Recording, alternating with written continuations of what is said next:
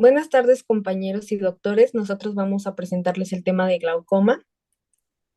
Estos son los temas que vamos a abordar.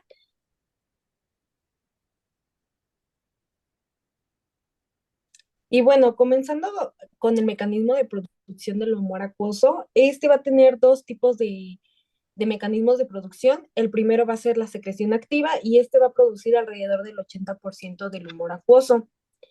Bueno, aquí se admite que las células del epitelio no pigmentado del cuerpo ciliar hacen pasar iones de sodio hacia el intersticio. La concentración de iones de sodio en este lugar pues va a producir un desequilibrio osmótico y este se va a compensar con el paso de agua desde las células vecinas. El segundo mecanismo de producción pues es ultrafiltración y este nos va a producir el restante del humor acuoso. Y aquí pues bueno, desde los vasos va a pasar a través de unos poros que están presentes en la pared vascular y va a pasar un líquido ultrafiltrado del plasma. Este mecanismo, a diferencia del anterior, está influido por la presión arterial de los capilares ciliares y por la presión oncótica del plasma y además por el nivel de presión intraocular. En el recorrido que tiene el humor acuoso, pues bueno, este se va a producir en el cuerpo ciliar, de ahí se va a dirigir a la cámara posterior y a través de la pupila va a pasar a la cámara anterior para así llegar a la malla trabecular y de ahí se va a dirigir al conducto de Schlemm. En todos los vasos colectores conducen líquido a las venas epíscleras, que pues es el sistema venoso. El mecanismo de eliminación del humor acuoso va a ser a través de dos vías, la vía convencional o vía trabecular, y bueno, esta abarca desde el trabéculo, el canal de Schlemm y las venas colectoras. Este va a drenar alrededor del 90% del humor acuoso y bueno, nos funciona como unidad valvular del sentido único, permitiendo salida del humor acuoso y evitando el reflujo. Este proceso se va a realizar de una forma pasiva y pues este va a ser independientemente de energía. La segunda vía es la uveoscleral o la vía no convencional y pues este nos va a drenar alrededor del 10% del humor acuoso. Aquí el fluido va de la cámara anterior a espacios intersticiales del músculo ciliar y se va a comunicar con los espacios supraciliar y supracoroideo. De estos va el tejido epiescleral a través de esclera intacta o vasos y nervios perforantes. Y este sí va a ser dependiente de la energía, en este caso pues de la presión intraocular. Bueno, ahora pasando a la función del cuerpo ciliar y la función de la malla trabecular, pues tenemos que el cuerpo ciliar va a tener dos funciones principales en el ojo. La primera, pues va a ser la producción del humor acuoso y la segunda, la acomodación. En la primera, que es la producción del humor acuoso, bueno, el cuerpo ciliar va a producir un líquido transparente que llena el espacio entre el iris y la córnea, que pues es lo que conocemos como humor acuoso. Y en el de acomodación, el cuerpo ciliar, como sabemos, contiene el músculo ciliar que cambia la forma del cristalino para enfocar la visión en objetos cercanos, lejanos o intermedios. Y pues esto es lo que se le conoce como acomodación. En cuanto a la malla trabecular, va a tener tres funciones. La primera es el drenaje del humor acuoso, la segunda es la regulación de la presión intraocular, porque pues aquí las células de la malla trabecular regulan la resistencia del drenaje del humor acuoso y esto pues va a determinar la presión intraocular. Y por último, el mantenimiento de la matriz extracelular, porque las células trabeculares regulan la composición de la matriz extracelular y esto nos va a permitir que el humor acuoso se filtre de una manera adecuada. Ahora vamos a pasar a la presión intraocular. Y pues bueno, ¿qué es la presión intraocular? Pues esta es la fuerza que ejercen los líquidos del ojo sobre las estructuras sólidas de este, como lo que es la córnea y el cristalino. Bueno, la presión intraocular es muy importante para que el ojo funcione correctamente y se mantenga sano. Esta se va a medir en milímetros de mercurio y la vamos a considerar normal de 10 a 20 milímetros de mercurio. Bueno, va a haber una variación a lo largo del día, teniendo que la presión máxima se va a encontrar entre las 8 y las 11 de la mañana y la mínima entre las 12 y las 2 de la noche.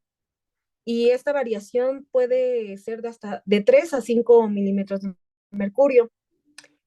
Bueno, una presión demasiado alta o demasiado baja puede dañar la visión y por lo tanto existen factores de alteración de esta presión, como antecedentes heredofamiliares de glaucoma, una producción excesiva del humor acuoso o en su caso una obstrucción del canal de drenaje, uso prolongado de corticoides, un trauma directo en el ojo, tabaquismo o alcoholismo, además de contaminación ambiental y una mala alimentación.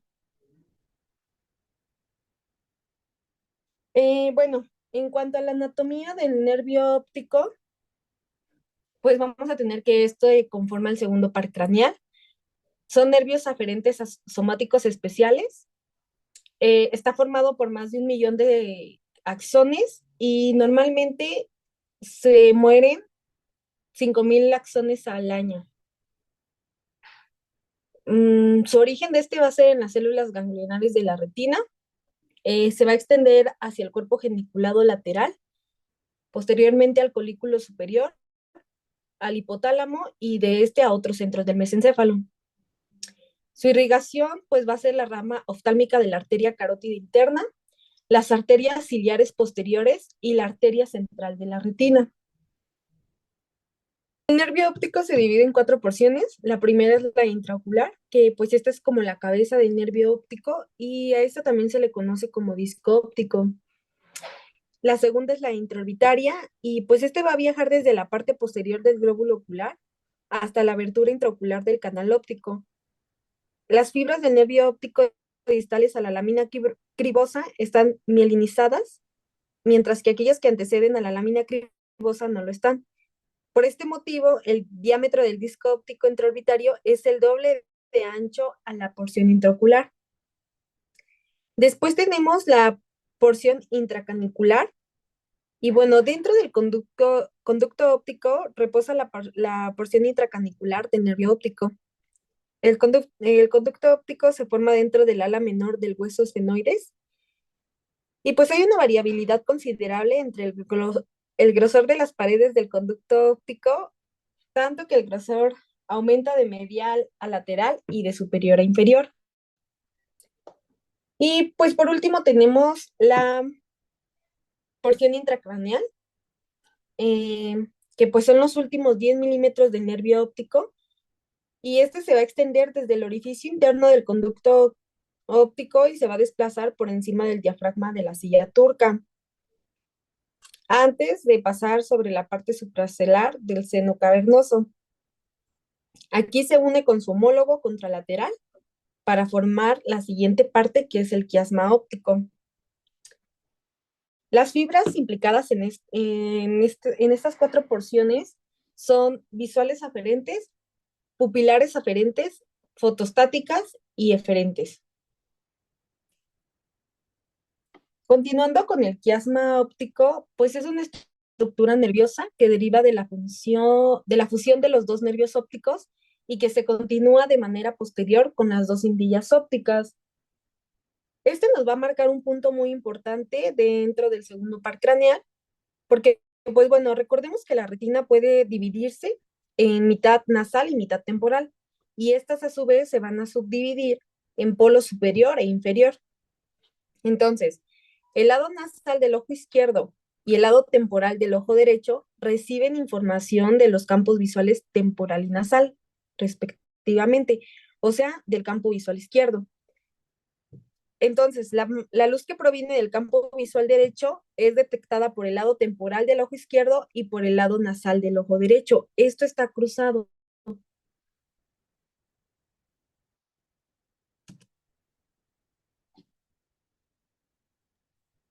Continuando, el nervio óptico es un componente fundamental del sistema visual humano. ¿Por qué? Porque nos conecta con el mundo y este a su vez permite la recreación propia del cerebro de lo que vemos. y nos da algunas funciones como la percepción de luz y color, la coordinación de los movimientos oculares y la integración de la información visual para poderla procesar en el cerebro. Siguiente. Y comenzamos con lo que es el glaucoma. Para empezar, ¿qué es el glaucoma? Es una serie de patologías agrupadas en las cuales hay una lesión del nervio óptico. Y lo más frecuente, por lo que ocurre la lesión, es por una presión intraocular mayor a 20 miligramos de mercurio, milímetros de mercurio, perdón.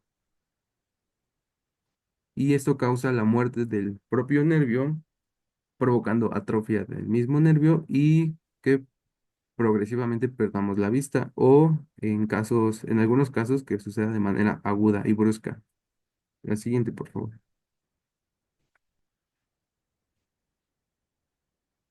El nervio óptico va a mostrar algunos cambios, sobre todo morfológicos, en cuanto al deterioro que sufre. Es decir, podemos observar una concavidad en lo que es el fondo de ojo y esto se va a ver en la imagen, como es una imagen 2D, tal vez no lo podemos apreciar bien, pero normalmente se va a ver tridimensionalmente. ¿Por qué? Porque va a protruir lo que es el nervio óptico hacia adentro, provocando, como su nombre lo dice, una concavidad o también llamado excavación. Y podemos observar otra morfología diferente en el nervio óptico cuando hay una atrofia en el cual el mismo anillo del nervio óptico se adelgaza. También vemos muescas focales o pérdida de tejido del anillo. Si pueden ver, ya no se ve completo el anillo, se ven como si perdiera material o como si estuviera rasgado en la parte superior derecha. Y también lo que podemos encontrar es un desplazamiento arterial en el cual pues las venas, perdón, las arterias se distienden y alargan, deformando el anillo del nervio óptico y haciéndolo un poco ovalado. El siguiente, por favor. Ya entrando más a lo que es glaucoma, tenemos diferentes tipos de glaucoma, empezando por el glaucoma de ángulo abierto. Y pues bueno, es una obstrucción funcional en donde las estructuras de drenaje dejan de funcionar a pesar de estar abierto el ángulo.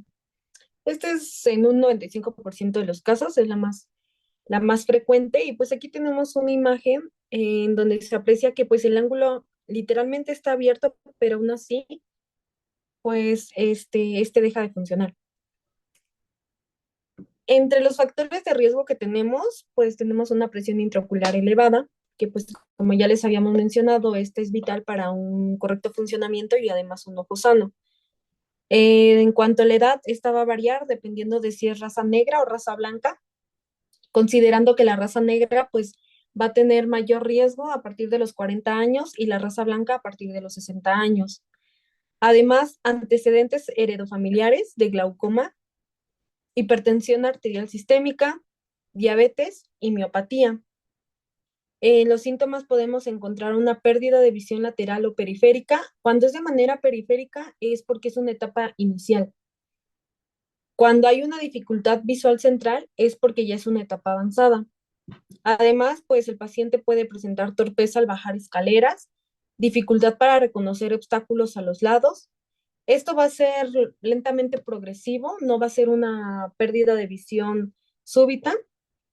Además, pues va a ser indoloro e irreversible. Tenemos también el glaucoma de ángulo cerrado y pues aquí es una obstrucción anatómica en donde el ángulo iridicorneal por donde se drena el humor acuoso está cerrado, porque pues recordemos que para mantener constante y adecuada la presión intraocular debe de haber un equilibrio entre la producción y el drenaje del humor acuoso. Entonces, ¿qué pasa? Que cuando ya no se puede drenar correctamente, pues la producción va a continuar y pues se va a provocar este desequilibrio. Aquí, pues, entre los factores de riesgo, se repite lo de la presión intraocular elevada. Además, pues se va a presentar normalmente en una edad avanzada y va a ser más frecuente en mujeres.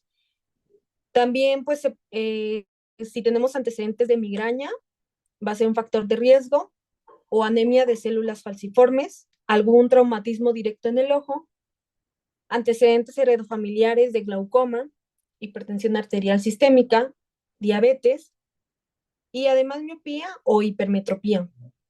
Y en cuanto a los síntomas, estos son distintos al del ángulo abierto. Y pues bueno, vamos a tener un dolor de cabeza intenso. El paciente lo refiere que es en la frente. Además, igual se va a presentar dolor de ojo intenso. Va a tener náuseas o vómitos. Va a haber enrojecimiento del ojo, una visión borrosa o nublada. Y refieren que ven halos o anillos de colores alrededor de las luces. Y pues igual esta va a ser una pérdida progresiva de la visión, no va a ser de manera súbita. Este, para el diagnóstico, además de la anamnesis, porque es importante la anamnesis para identificar o tener la sospecha de si es de ángulo abierto o ángulo cerrado, pues vamos a tener la tonometría, que pues esta nos va a medir la presión intraocular. Después vamos a tener la oftalmoscopía, y pues aquí el médico va a examinar el nervio óptico en busca de signos de daño, como adelgazamiento del disco óptico o como lo que ya nos mencionaron hace rato acerca de los cambios glaucomatosos en el nervio óptico. Además, pues tenemos también la perimetría, que esta va a evaluar la visión periférica y central en cada ojo. Recordemos los síntomas que se presentan en el glaucoma de ángulo abierto. También tenemos la gonioscopía, en donde el oftalmólogo utiliza gotas para adormecer el ojo y luego va a tocar la córnea con un lente especial para evaluar el ángulo de drenaje del ojo, porque pues ya habíamos visto que puede estar abierto o cerrado. Y por último, pues tenemos la paquimetría y esta va a medir el grosor corneal, ya que las córneas más delgadas pueden indicar un mayor riesgo de glaucoma.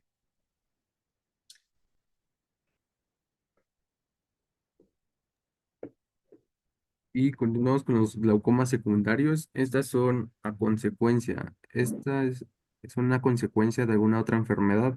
Es decir, el glaucoma no es en sí la enfermedad, sino es la agravación de otra enfermedad. Y el tratamiento obviamente involucra el control de la presión intraocular por medios médicos y quirúrgicos en dado de que sea el caso. Y también debemos enfrentar la enfermedad fundamental si es posible. La siguiente, por favor.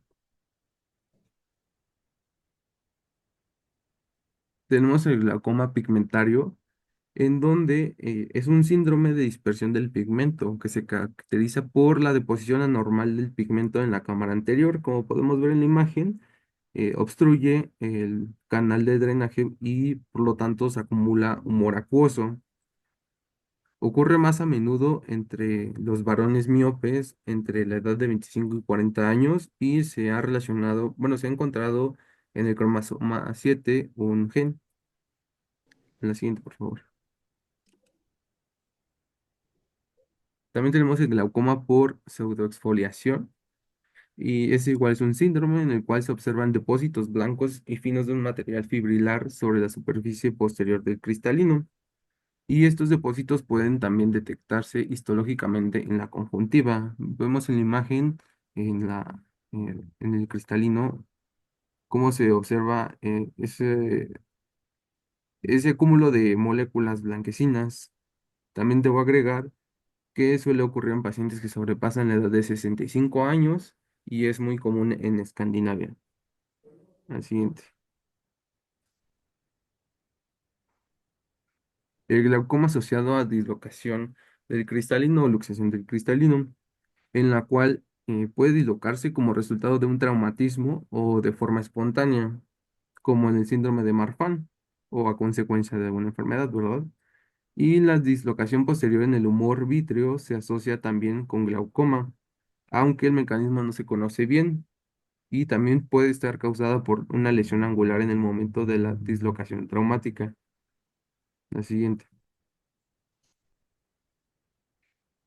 Y tenemos el glaucoma asociado a intumescencia del cristalino, en el cual el cristalino puede captar fluido durante el cambio cataroso, aumentando marcadamente de tamaño, y puede entonces meterse en la cámara anterior y producir un bloqueo pupilar o ángulo de acumulación, y después, por siguiente, el glaucoma de ángulo cerrado agudo, que es el que le acompaña.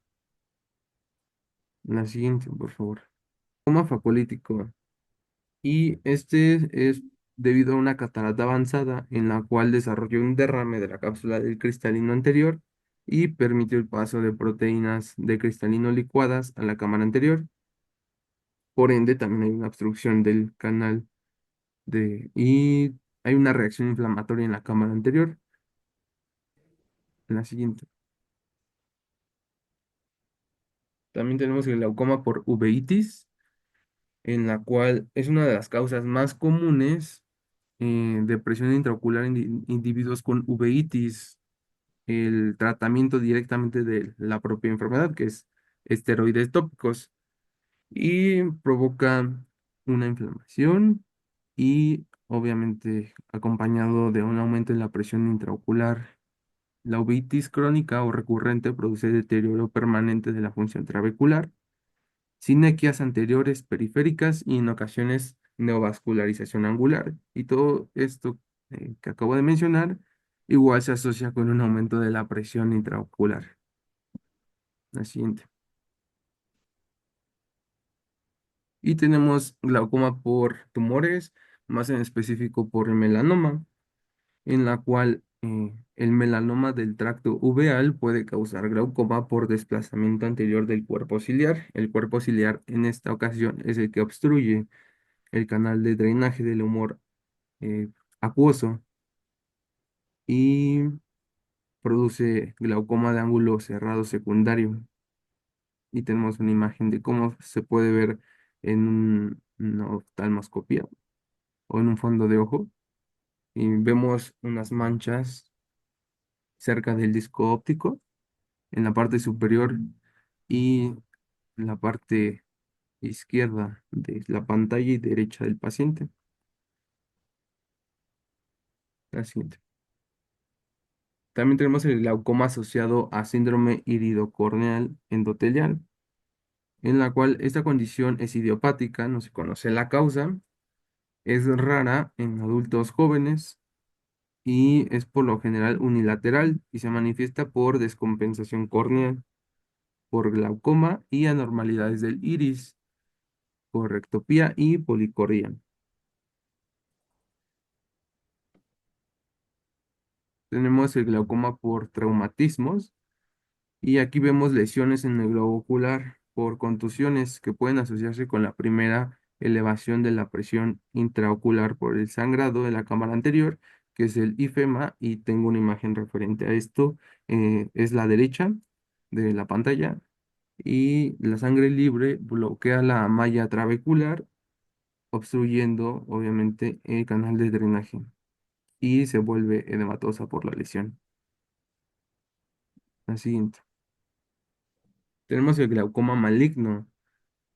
El término maligno no es para referirnos a un tumor, como es en la mayoría de las veces, pero fue usado por Graef en 1869 para describir una complicación. Es poco frecuente y producida tras una iridectomía para tratar el glaucoma de ángulo cerrado. Es decir, después del tratamiento quirúrgico de un glaucoma de ángulo cerrado, vuelve a remitir esta patología y se le conoce como glaucoma maligno, también como misdirection del acuoso, como glaucoma por bloqueo ciliar y como síndrome de desvío posterior acuoso. La siguiente. Tenemos el glaucoma por sinequias anteriores periféricas, en la cual la cirugía que resulta de la cámara anterior aplana conducirá a la formación de sinequias anteriores periféricas. Es decir, esta también es una consecuencia de una cirugía, de un tratamiento, y la cual tiene como otra consecuencia producir glaucoma y se requiere la reformación quirúrgica previa de la cámara y no ocurre de forma espontánea. La siguiente, por favor. Tenemos el glaucoma neovascular y este es con frecuencia la neovascularización del iris, rubeosis del iris, que tengo en la imagen central unas flechitas haciendo referencia a esto mismo. Y del ángulo de la cámara anterior es secundaria a isquemia retiniana extendida. Es decir, aquí también, aparte de la obstrucción, y tenemos isquemia que aumenta la presión intraocular. Al inicio, el glaucoma resulta de la obstrucción del ángulo por la membrana fibrovascular, pero la contracción subsecuente de la membrana conduce a un glaucoma de ángulo cerrado. La siguiente. Tenemos el glaucoma secundario a presión venosa epiesclerótica elevada. Aquí contribuye al glaucoma en el síndrome Sturge-Weber y existe con frecuencia una anomalía del desarrollo del ángulo, además de las fístulas carótido-cavernosas que pueden causar también neovascularización angular por isquemia ocular extendida. La siguiente.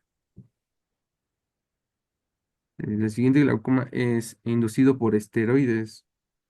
Y aquí tenemos igual una consecuencia del tratamiento de alguna otra patología eh, que igual sea ocular y sobre todo los que tienen mayor repercusión en esta patología en el glaucoma, los que producen más comúnmente glaucoma, mejor dicho, son los tópicos y también los perioculares e intraoculares, en más en específico unos colirios que nos ponemos gotas en los ojos y pueden producir un tipo de glaucoma que parece glaucoma de ángulo abierto primario, sobre todo en individuos con antecedentes familiar de la enfermedad y presión intraocular. Se exagera en aquellos con glaucoma de ángulo abierto primario establecido previamente.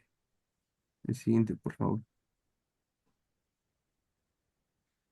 Ahora tenemos el glaucoma congénito y este se va a clasificar eh, dependiendo a la edad en la que aparece y además en primario y secundario. El glaucoma congénito propiamente dicho va a aparecer desde el nacimiento hasta los 6 meses. El infantil de los 6 meses a los 3 años y el juvenil de los 3 a los 18 años. A pesar de que el glaucoma congénito es algo que aparece en los primeros meses o años de vida, eh, este no quiere decir que sea por las mismas causas o con la misma severidad. Tenemos el congénito primario, que pues es el más frecuente y en este es más riesgoso porque el niño puede perder totalmente la visión. Se origina por una trabeculodisgenesia, que es un desarrollo defectuoso del ángulo iridocorneal. Y bueno, tenemos el congénito secundario y este pues es más asociado a otras enfermedades, síndromes o anomalías que vienen igual del nacimiento, como la aniridia, el síndrome de Axenfeld o la anomalía de Peters. Además, pues algún traumatismo de un recién nacido, también por cataratas congénitas o infecciones sufridas por la madre durante el embarazo. En la clínica del glaucoma congénito vamos a tener una tríada clásica en donde pues se va a presentar una epífora, un fotofobia y blefarospasmo. Eh, bueno, la primera imagen hace referencia al blefarospasmo y a pesar de que es una imagen de una persona mayor, la puse para hacer referencia pues, al síntoma, al signo de glaucoma congénito. También pues se van a presentar buftalmos, que es principalmente en el glaucoma congénito primario. También podemos encontrar estrías de HAP, un edema corneal y leucoma.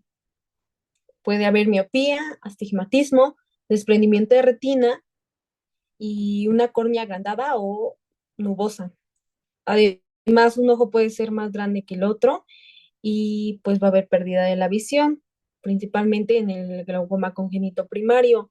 Este glaucoma, además de que es muy, muy riesgoso para la visión, también es difícil de saber un poco más acerca de los síntomas, porque pues la mayoría son recién nacidos. Entonces, no tenemos una anamnesis correcta. Continuamos con la farmacoterapia del glaucoma, en la cual existen cuatro mecanismos por el cual podemos liberar la presión intraocular y tratar el glaucoma.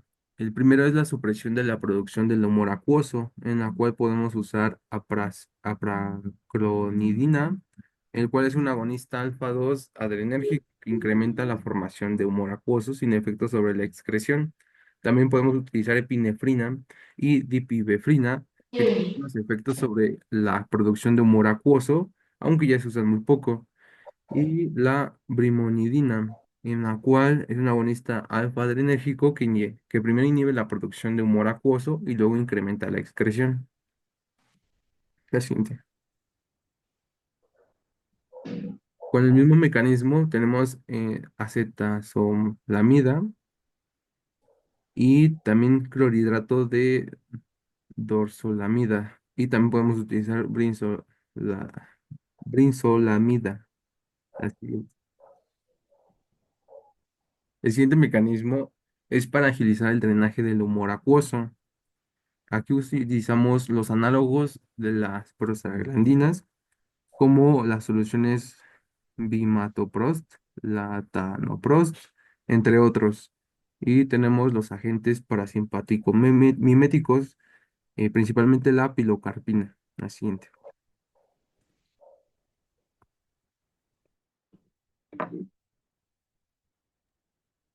Otro mecanismo es la reducción del volumen de humor vítreo, en la cual nos ayudamos de los agentes hiperosmóticos que vuelven hipertónica la sangre, eliminando así el agua del humor vítreo y causando su contracción, como por ejemplo la glicerina o el glicerol. La siguiente. Y tenemos los agentes mióticos, midriáticos o cicloplégicos, en el cual la constricción de la pupila es fundamental para el tratamiento de glaucoma de ángulo cerrado primario y el ángulo de acumulación del iris plano.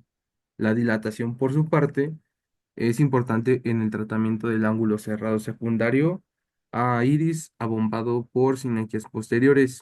Y también tenemos el cierre del ángulo es secundario al desplazamiento del cristalino posterior. Se usan agentes cicloplégicos y midriáticos, por ejemplo, el ciclopentoloato y atropina para relajar el músculo ciliar y tensar así el aparato sonular en un intento por mover el cristalino hacia atrás. Siguiente. En cuanto al tratamiento quirúrgico, pues hay diferentes tipos de cirugías y esta va a ser dependiendo de la necesidad o el padecimiento del paciente. Tenemos la iridotomía, que es normalmente para glaucoma de ángulo cerrado, y pues esta va a consistir en hacer un orificio en el iris del ojo para mejorar el drenaje del, del humor acuoso y equilibrar la presión intraocular. Pues esta, como ya les dije, va a crear un conducto entre la cámara posterior y la cámara anterior del ojo. También tenemos la trabeculectomía y esta va a crear una fístula interna entre la cámara anterior y el espacio subconjuntival. Pues esta abertura va a ser en la esclera del ojo y es para facilitar el drenaje del humor acuoso. Se va a realizar de la siguiente forma. Primero se va a extirpar una parte del tejido en el ángulo del drenaje del ojo. Después se va a cubrir la abertura con un colgajo de tejido de la esclerótica y la conjuntiva. Y finalmente, pues el líquido va a fluir por la abertura y el tejido se eleva para formar una ampolla de filtración. También tenemos la trabeculoplastía láser y esta pues va a abrir espacios trabeculares en donde pues se va a utilizar un láser para dirigir luz concentrada hacia el ángulo del drenaje del ojo y así pues nos va a facilitar la salida del líquido y del humor acuoso, perdón, y va a reducir la presión intraocular. Por último, tenemos un implante valvular y este es principalmente para los casos más complejos.